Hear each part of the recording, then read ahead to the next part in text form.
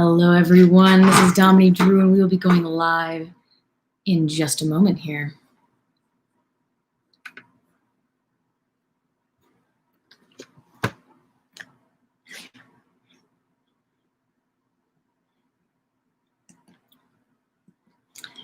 Okay.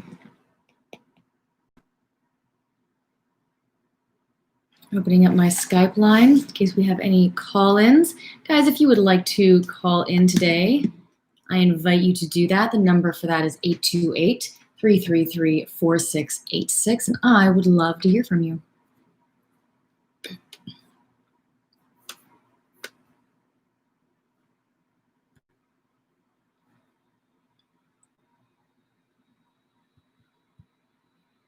Okay.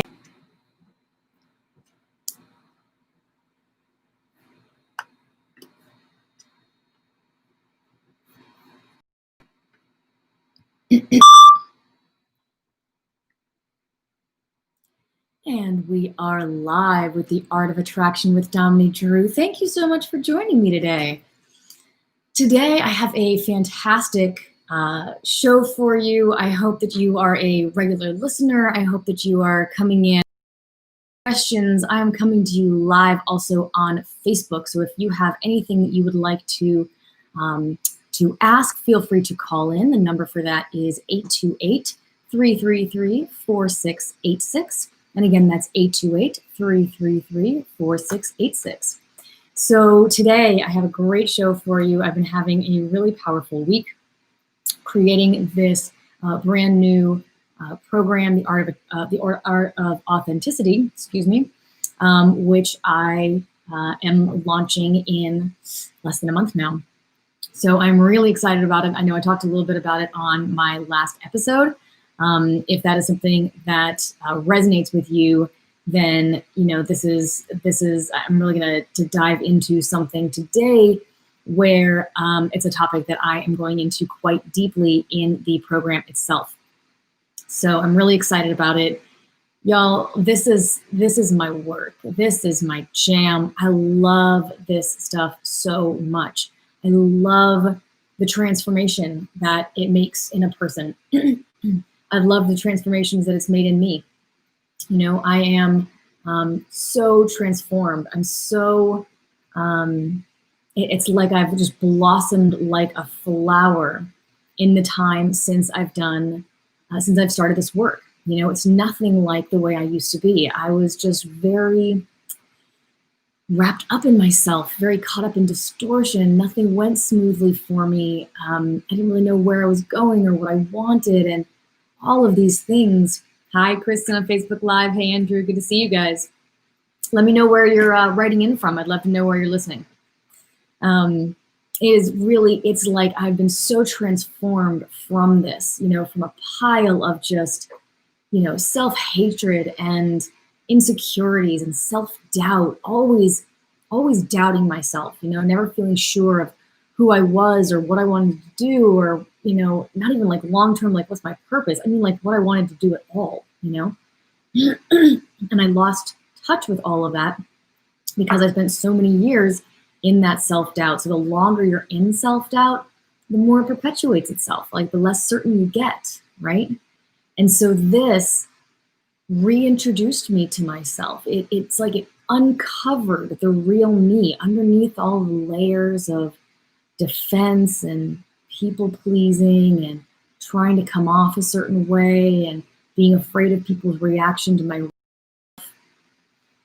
all of these, this fear of showing up in the world.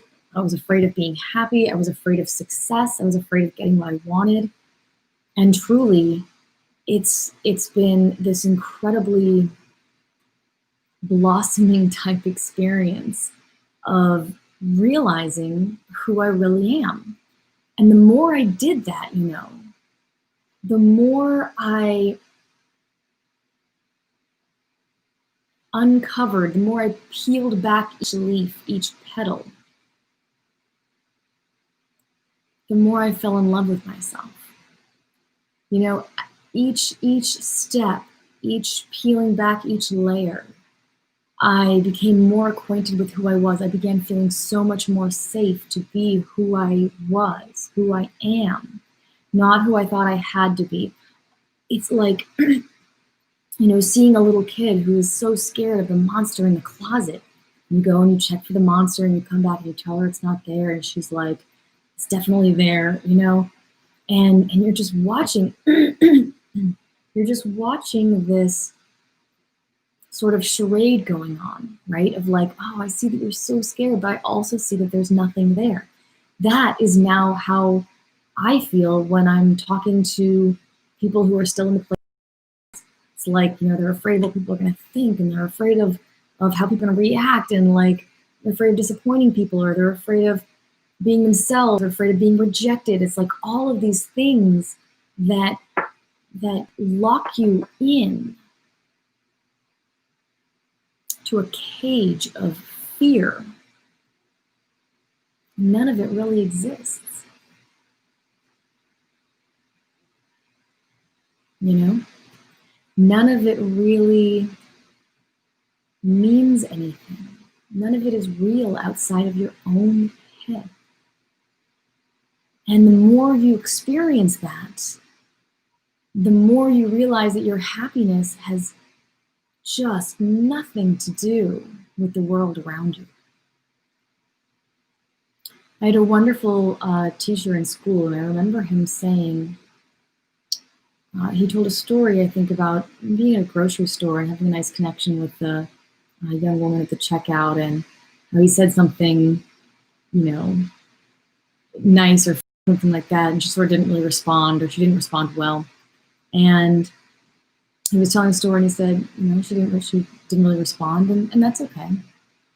And he said, my loving you has nothing to do with you.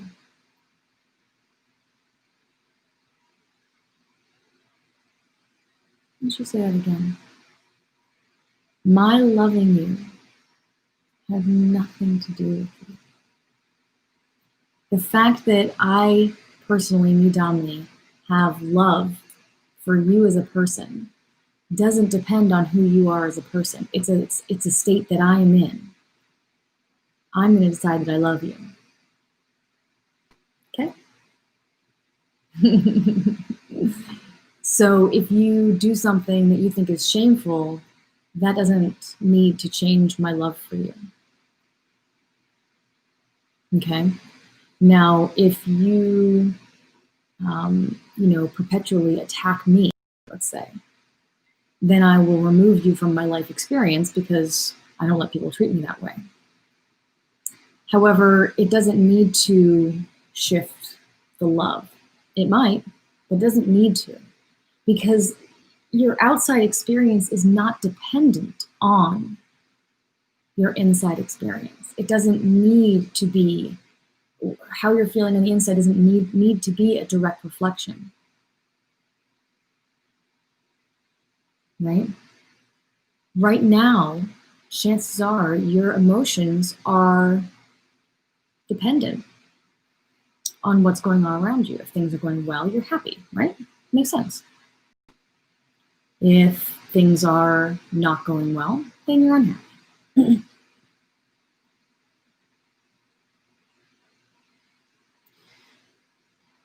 And so if you think about it in that way, well, then happiness is dependent on something over which you have no control. Cross your fingers, hope life goes well. What does that even mean exactly? Life going well. Does it mean you're making lots of money? What if you're making lots of money and you're still miserable? Does it mean you have a girlfriend? If you have a girlfriend, what if she's awful? It makes you feel like crap. Or you're always worried you're going to lose her.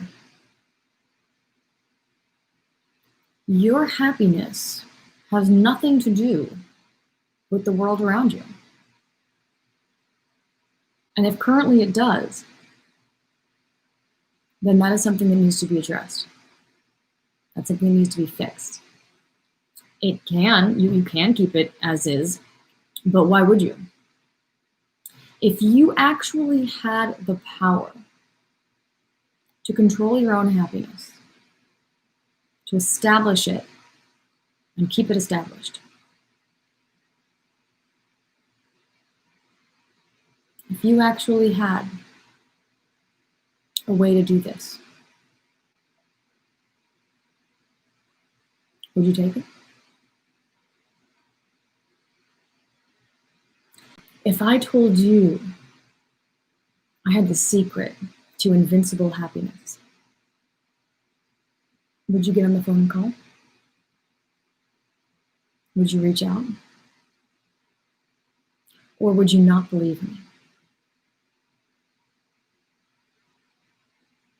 See, the beliefs come in a particular way, right? The beliefs come in a particular way, and that particular way is different for each person. You sabotage yourself is often around deciding that it's hopeless. Nothing that can be done. It's a shame, but nothing you can do. This lady definitely can't help me. And you see how deciding that before you even know will sabotage you and keep you from solving the problem. This is the thinking that keeps you stuck, deciding that you have to be stuck. But here I am over here, looking at the little kid with the monster, thinking, boy, all she really needs to do is open her eyes or look in the closet. Here I am with the solution. Here I am, the grown-up with more perspective. Not better or worse, just the curtain's been lifted on this particular fear. Here I am with the solution, with the keys to mastering the art of authenticity, with the experience and training and know-how and the proof of concept that I've done it myself and seen it work for hundreds and thousands of other people. Would you still decide it's impossible and it couldn't work? If that's the direction that your thoughts are going, notice that, because chances are this is where your self-sabotage lies. If it doesn't even occur to you, if it can't occur to you, or if you refuse to let it occur to you, that this could be the thing that changes your entire life.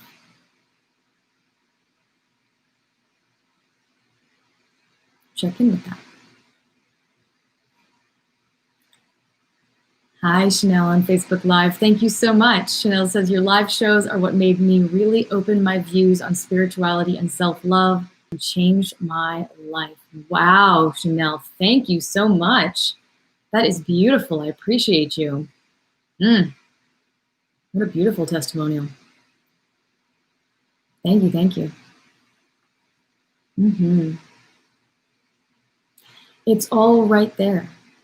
If you open your eyes, you see there's no monster in the closet. All you need is someone to show you how to open your eyes. Once your eyes are open, life is so different, you guys. So much easier. So much more fun. Jesus. So much lighter. Do you know, I used to be exhausted all the time. I used to be tired. I mean, like in my late teens, early 20s, I was just exhausted all the time. I remember coming into one of my healing sessions, and my healer at the time, and she said, okay, you know, how you feeling? And I was like, I'm just tired. But I was tired all the time, you know? Not just because I'd run a few laps.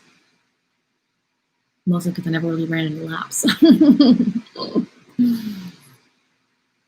And the tiredness was because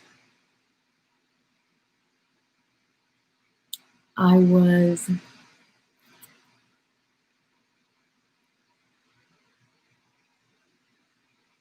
constantly fighting. Yeah. I was constantly fighting against life, against others, and against myself. I wasn't aligned with myself. I was always working against myself.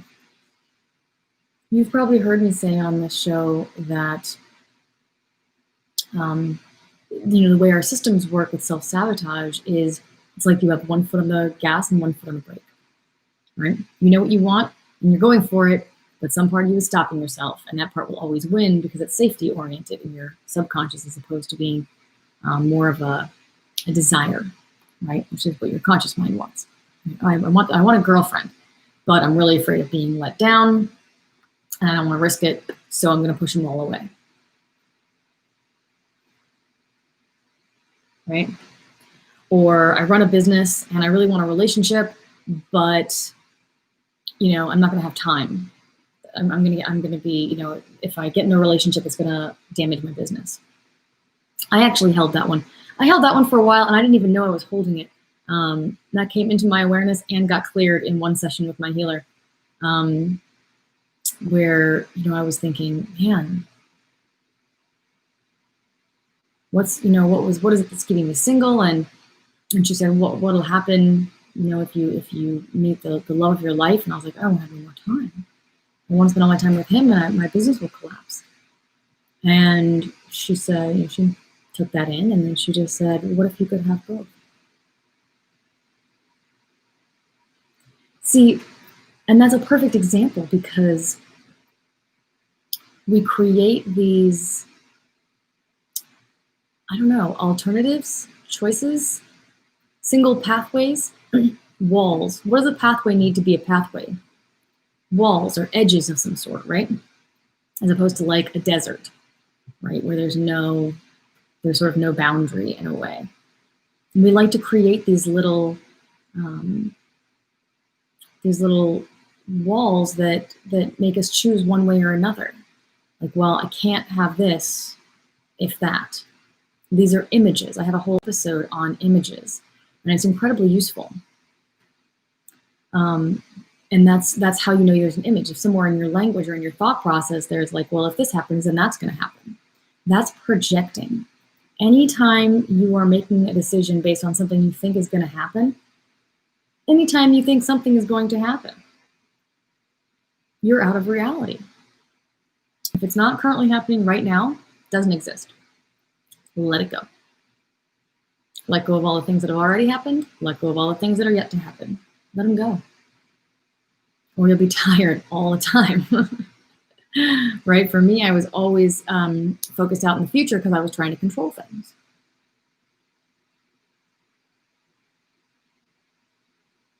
I had to control things for my own safety. Or so I thought.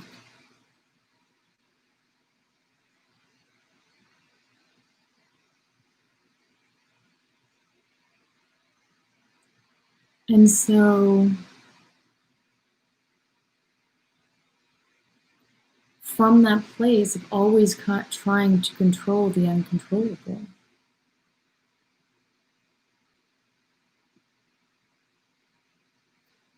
I wore myself out. And I was never really any safer than I was without controlling.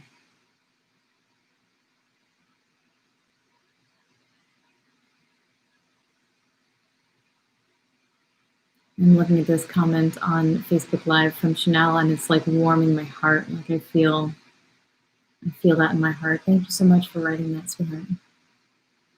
That's wonderful feedback.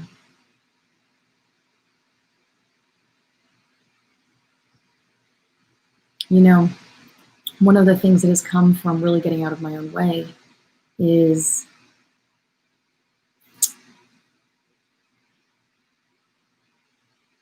becoming clear on my purpose,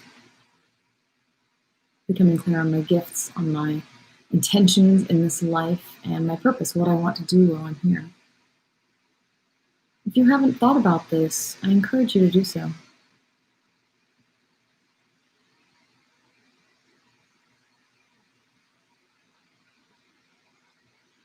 But what I identified in mine was that I'm here to teach. To teach, to guide, to facilitate, my friend Phil, who I spoke about quite a bit in last week's episode, he and I were having a conversation once and speaking about how, about leading a group, because he's so wise, so well educated in this, in the grander levels of life, right?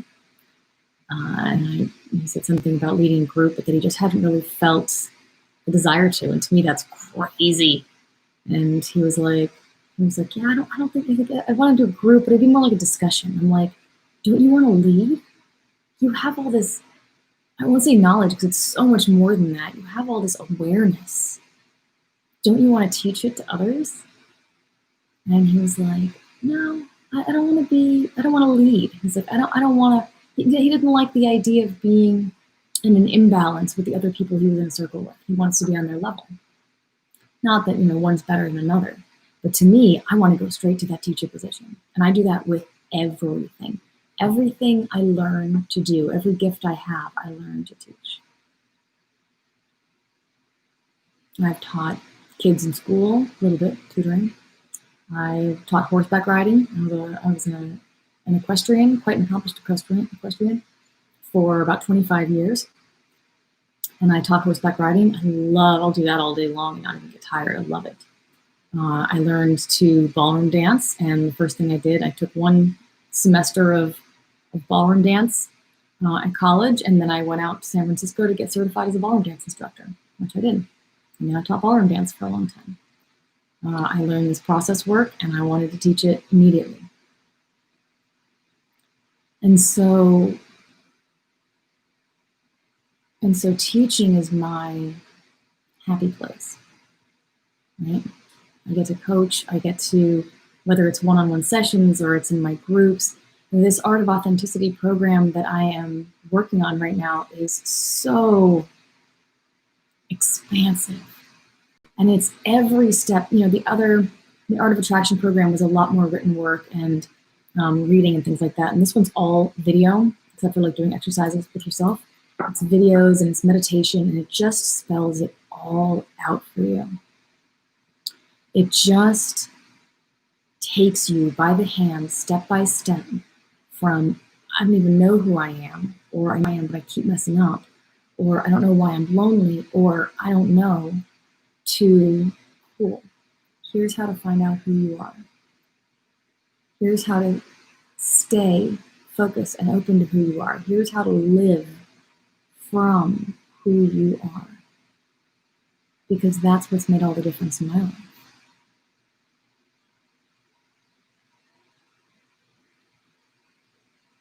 It's about becoming who you really are. You already are who you are. You've just covered it up with a whole bunch of crap because you're very scared of a lot of different things. So is your little girl or your little boy when there's a monster under the bed. It's the exact same thing. Everything which frightens you is illusory. When you learn how to be your authentic self, all of that fear falls away. I've started saying the intention of the course is to teach you to be fearlessly and unapologetically yourself.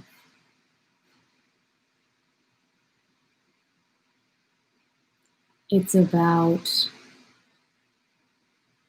saying yes to yourself. And once you learn to do that, you can say yes to others. Give them permission to be who they are. Release expectations or shoulds that they ought to be somewhere that they're not.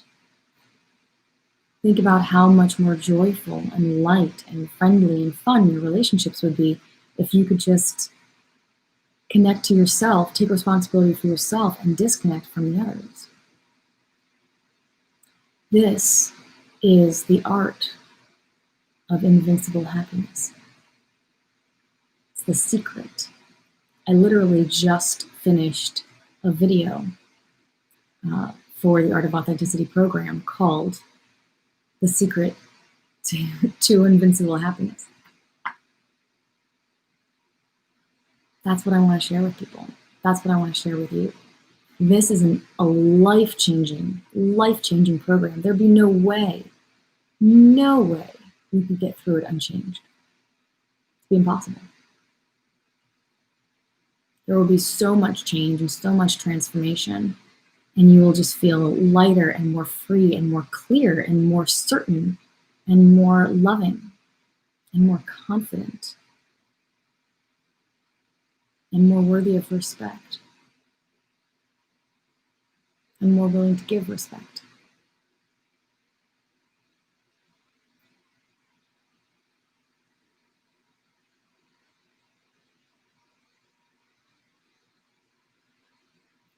When you can be who you are, regardless of what is happening around you, when you can love yourself and be happy, regardless of what is happening around you, that is enlightenment. That is invincible happiness. Your happiness is detached from the world around you. It's the practice of non-attachment. It focuses on the self. It's centered in self-love. Because when there is self-love, love for others, love for the world around you, love for your community, love for your planet flows forth.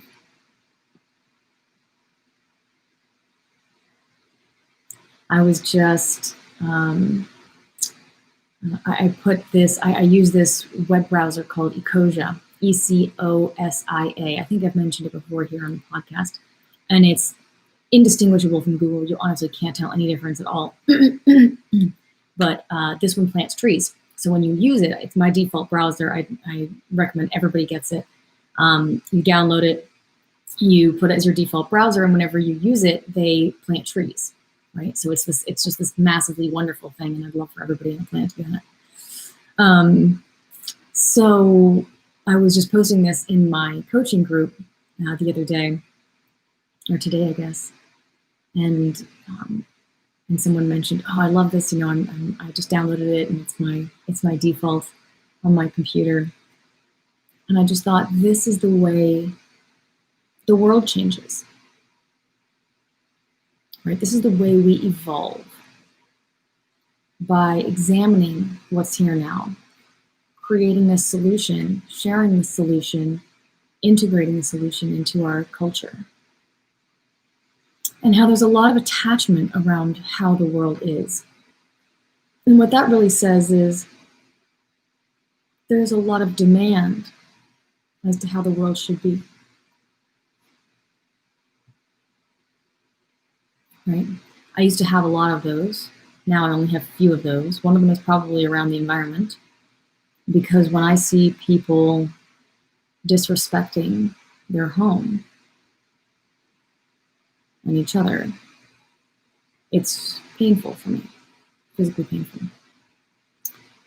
Now, the only reason that would be painful is if I have an attachment to people not doing that. I have a very strong preference for people not doing that, but I think that's something I may still carry. And so it's something that can really come up in me. But when you can achieve a perfect acceptance, and don't be afraid of the word perfect. Perfect is very, very misused and very misunderstood. I have a whole episode on perfectionism. Perfect is something people strive for in the wrong way and don't acknowledge in the right way. A perfectionist demands that life be a certain way, or somebody be a certain way, or they be a certain way. And that's not right, because it's never going to be that particular way. Often people who are perfectionists don't even have their word perfection defined. They just know that they're not it. And so in that way, it's not useful. Let go of it, fail faster. However, in the form of imperfection, I notice that people are obsessed with imperfection. They love how imperfect they are. They will rush to say it, right? So if you're like, man, your house is looking really, really good. I mean, it looks like it's just like the way you want it. Well, I mean, it's really great. It's not perfect, by any means, but we're getting along. Or you guys seem really happy in your relationship. It's so great. Well, it's not perfect, but we love each other and we're really happy. So if you love each other and you're really happy, what the fuck is perfect supposed to be? How do you think I'm defining that? What does that mean? If you say it's perfect, what does that take away from you? What pressure does that put on you? That's actually probably more likely what it is. You may actually have to stand in your own perfection. I mean, everybody can agree that no human is perfect, right? That's fairly well established in the human canon. So if nobody's perfect, then perhaps we're misdefining the word, am I right? Let go of your obsession with your own imperfection. Maybe exactly the way you are is fucking perfect. What about that? Why not? Maybe if no person on the planet achieves this thing we call perfection, then I think we need a redefinition, don't you? How about everybody on the planet is completely perfect? And perfect is defined as exactly as you are, because you have been created to be exactly as you are, including defenses, including uncertainty and moments of self-doubt, including your successes and all your failures. Life is a spectrum, people. Stop looking at the top 10% and being disappointed in the other 90. Life is a spectrum. You can continuously, gear for better, for things that you like better, for being happier, for being more free, for being more authentic. It's wonderful. That path, that drive is part of your perfection. What if you were perfect exactly as you are? What would that do to your identity? Would that be intolerable for you? Would you be able to tolerate that?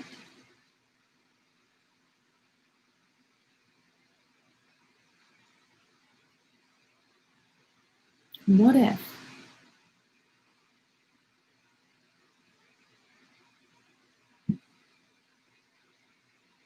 there's nothing wrong with you?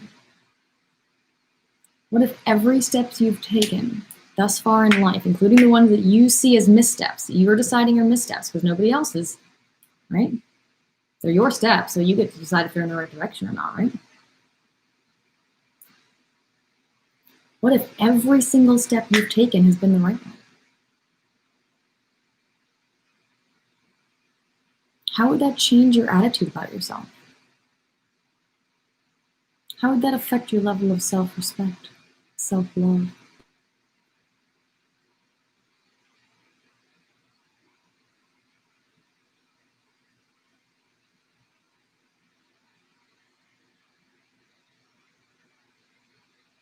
Notice any discomfort that comes up with that. But considering perfect has no real definition, can't really point to it because you just said nobody has it,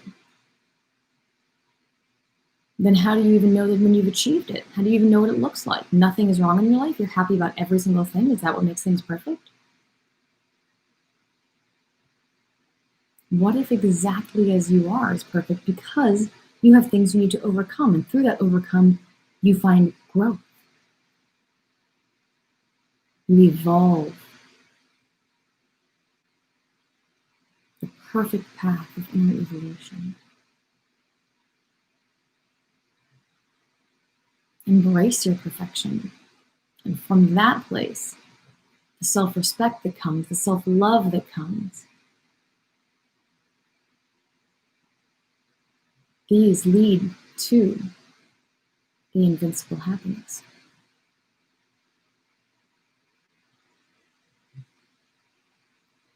It is not a thing which you need to become. It is not a thing which you need to do or not do.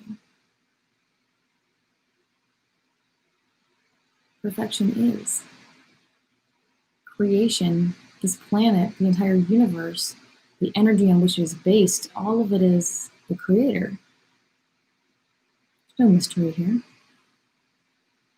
There's a lot of mystery. and no mystery at the same time, because it is all knowable and unknowable. And all that is exactly as it should be, just as you are, exactly as you should be.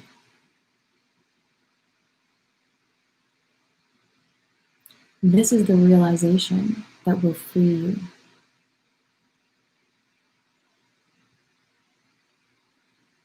This is the awareness that will release you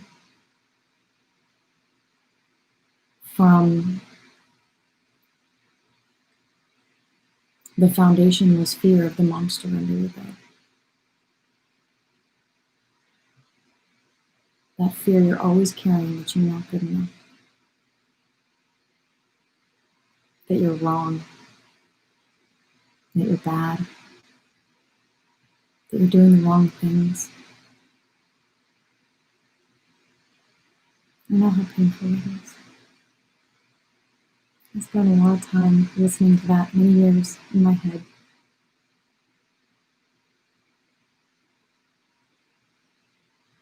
It is terribly damaging to your system. And there's a way out. Voices in my head are gone now. Totally gone. Blissful silence up there. Because your mind is not something which controls you. You are not your mind. You know, because you can say my mind.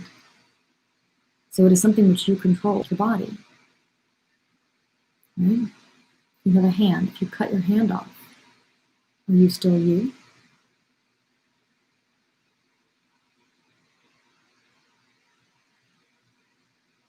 If you cut your arm off, are you still you?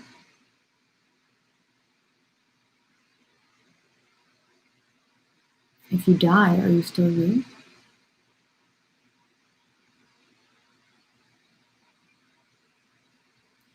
The awareness of something greater, of the greater version of yourself, creates perspective. You know, a lot of people who tend to be quite conservative tend to not travel much, right? People who have issues with race or, you know, cultures or whatever, right? Tend to be quite conservative. This is how life is one way, it's white, and it goes this way. Until they travel. And they meet people from totally different backgrounds, of all different colors and styles. And it humanizes them, and they tend to become more liberal, more progressive. So as you expand your perspective, you understand more. You are less fear-based and more love-based. You are more open. These are the things that come with being more progressive, being more open, more understanding, less in fear, less about protection and fighting and altercation. More about living well and risking in life, but being okay, you know? And so the same thing is the case with you.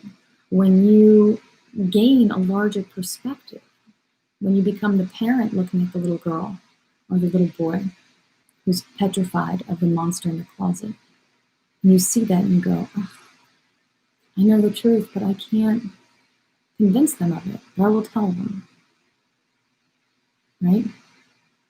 When you shift your perspective from the little child to the adult who can see more and understands more and knows more, the fear melts.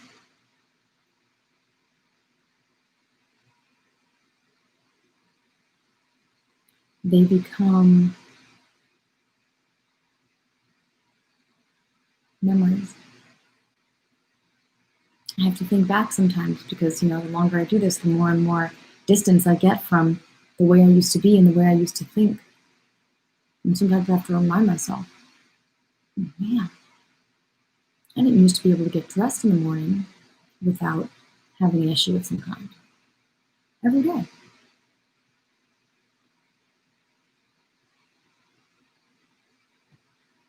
And now I love my body. I love it. Give it whatever it needs. It works very hard for me. It's brilliant. Can do all the things. It's perfect. To me, my body is perfect. It functions. It works well. It runs. It jumps. It stares. It's alive. And that is what I need it for this moment.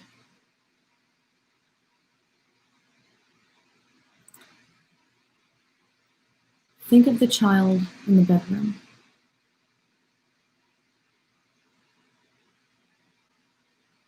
And imagine that you are both the child and the adult. See if you can, for a moment right now, close your eyes.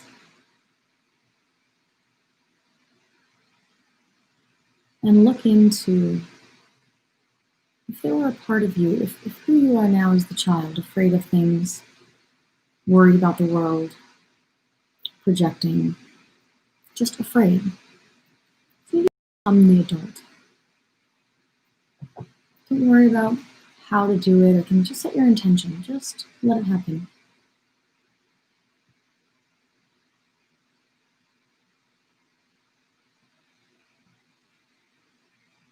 Connect with that adult part of you that sees beyond.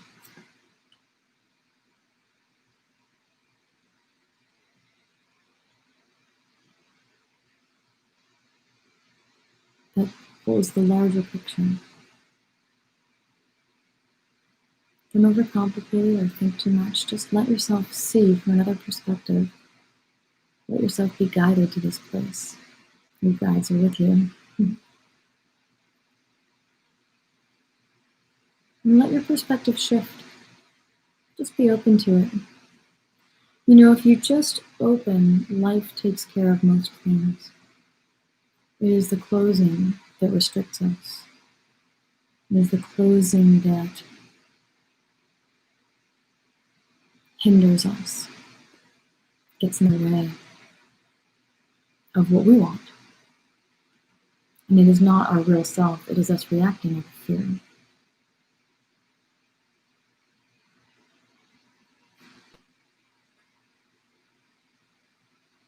And there is much fear in the world, but it needn't affect you. Most days it doesn't really affect me.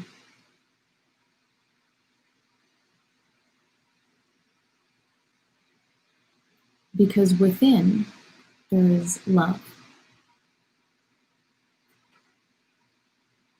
Being wildly in love with myself. There's love, there's self-respect, there's confidence.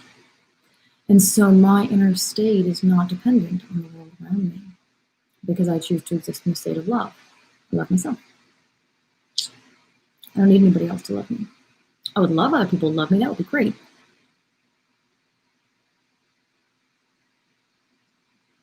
But it's not, my happiness is not dependent on it. This is so important. So you may think, Dominey, what if you don't have any clients anymore and nobody wanted you to teach, or everybody told you you were an idiot on Facebook and whatever else people hang their self-esteem on. Okay, great. Nobody wants me to teach anymore? I'll go live my life. Probably, I don't know, what would I do? Assuming we could go on flights again, I might fly to Africa and work on a large cat rescue facility. That sounded fun. Thought about doing that at one point in my life. I might drive to Colorado, see the mountains. I might hang out with my friends.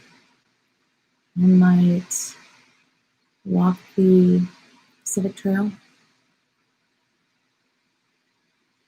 So there are so many things that can bring happiness. And if this isn't it, then this isn't it. And I needed to come to that place with this as well when I was really creating my practice here. my coaching practice, which I love. All I want to do is coach all day. That is my dream. I have one-on-one clients and I have group coachings, and I just love them. I love them. That's why I'm having so much fun creating this new Art of Authenticity program, because it's like me getting to do what I do best, which is create a way of teaching self-awareness, self-growth, authenticity. This is my gift. Right?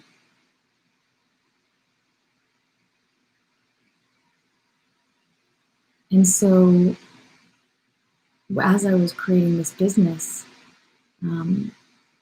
I needed to let go. I can't remember what problem it was solving, but the solution was to let go of all of my identity. I needed to let go, and I'd let go of a bunch of it over the years, but I needed to even let go of being a teacher. I had to consider the possibility that I wouldn't teach, that I wouldn't do the thing that I'd always known that I wanted to do. And in doing so, I detached from it, and that allowed it to come from me. And then I became incredibly successful. Guys, I've never made any real money in my entire life. I was in real estate for a few years before I started this teaching the coaching work. I've done the coaching work myself for almost 20 years, consistently.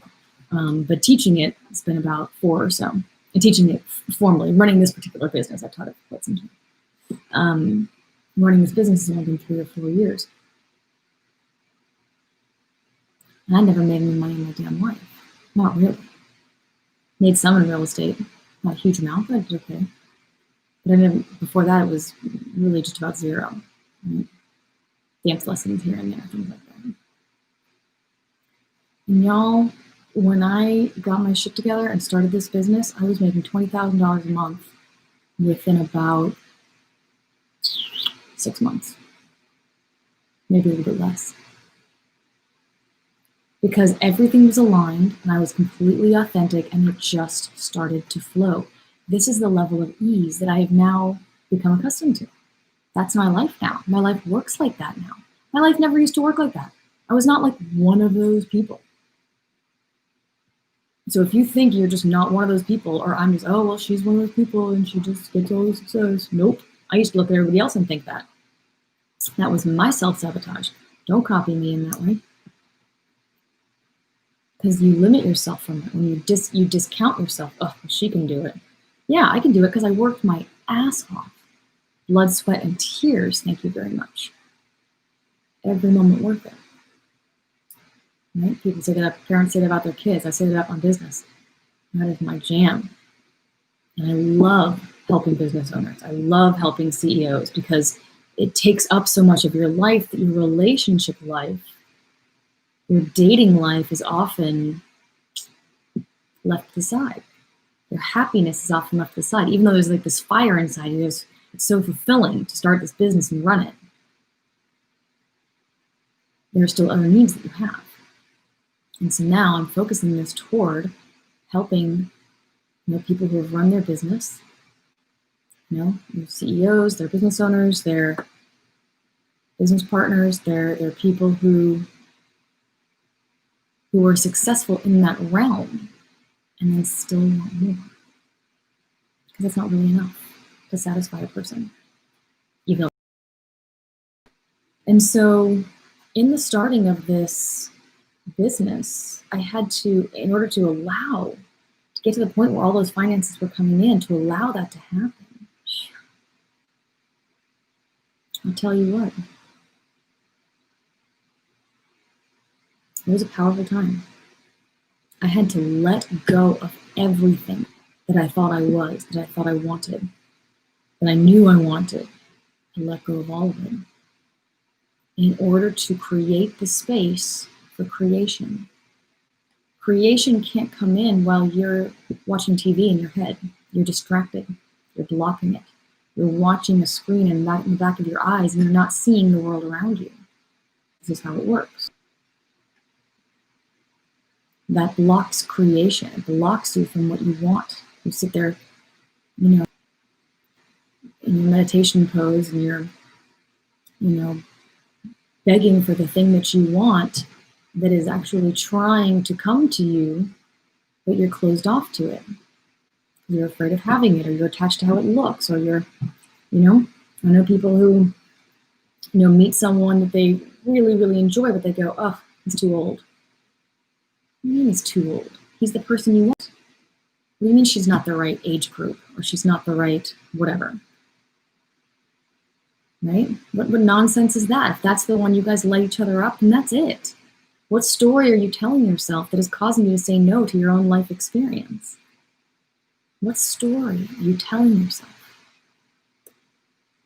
that is causing you to say no? Because as you say no, you reject life. And you say no to yourself, because they are connected. That is what the art of authenticity is about, learning how to say yes to yourself, to who you are, to allow yourself the space to be authentic. Just like I had to allow the space for success to come in. This is what I teach people. I have people come to me who have no interest in dating. They want to come to me for their careers. They want to make more money. They want to start a business. They want to be happier. They want to be more authentic. They want more freedom in their lives. They want more success on stage. Great. Every single person gets it. Because it's just about getting out of your own way. When you are your authentic self, when you are fearlessly and unapologetically your authentic self, you blossom effortlessly and you achieve your goals effortlessly. It may still be a lot of work, but the work is in a way effortless because you're clear on what you need to do and you want it. What else is there? Anything else is overcomplication. Do you know what you want? Yes. Do you know how to get it? Yes. Great. No more complication needed. If you don't know what you want, I can help you with that. If you know what you want but you don't know how to get it, I can help you with that. All of this is the exact same process. It's all about who you are, feeling safe to be who you are. Somebody just joined the program, the new one, the other day, and the issue was they didn't feel safe to be themselves. And I was like, great, that's exactly what we're going to achieve here. And this is the first time I'm really officially working with women as well. So that's going to be a men's group and a women's group, right? So I have the men's group, which is the Art of Attraction, which is an 8-week program, ridiculously powerful. And I have the Art of Authenticity, which is a 12-week program, and it's for men and women. Right? It's geared toward business owners, but it's not only just for business owners. It's for anyone who has a hard time being themselves and is fucking over it and ready to change. If you are ready, I can show you the way. But I will never tell someone that they are ready. I will never push someone to make this journey.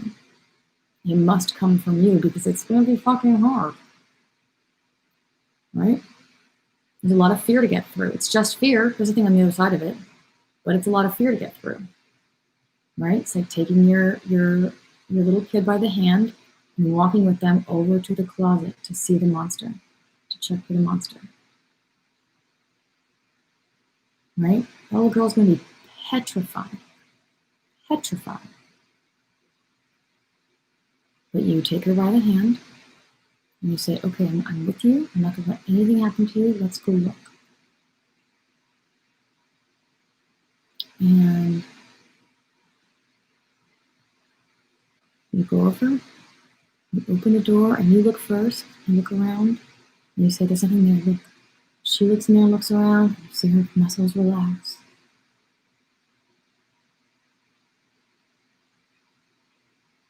And then she can smile. And she releases the fear. This is the exact process that I take my clients through. I'm sure that if I show myself, I will be rejected. I'm 100% sure because my mom rejected me, and I'm worthless, and there's no point, and I don't matter, and all of these things. And I go, okay, give me your hand. I got you.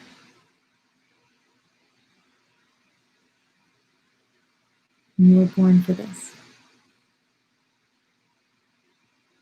And I'll promise you there's nothing there the whole time.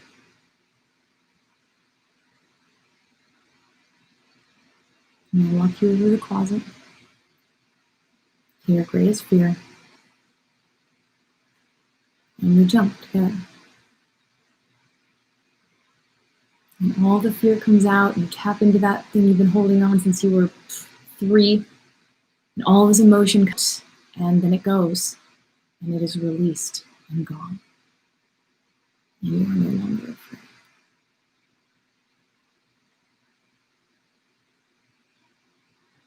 Gradually, as you keep doing that and doing that, you will find slowly, surely, there is nothing actually to be afraid of but fear itself.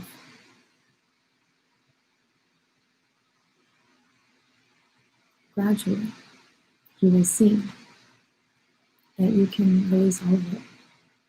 That when you are yourself, nothing bad happens. That when you are authentic, nobody rejects you. And it really doesn't matter if they do, because you love yourself and you have achieved by this point invincible happiness. You have seen and acknowledged your own perfection with clear eyes now. And in that way, you have mastered the art of authenticity.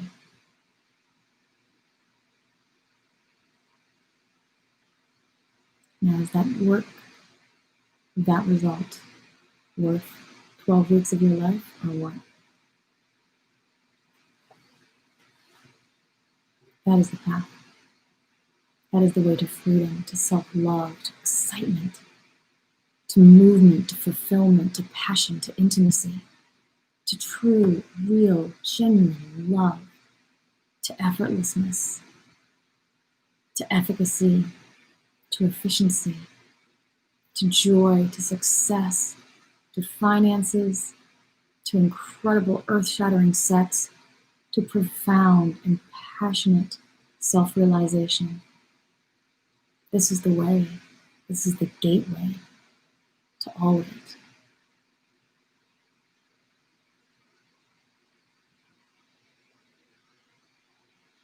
It's been a joy connecting with you today. Thank you so much for listening. And if you have any questions, don't hesitate to reach out. I'll include the link with this podcast. Thank you all.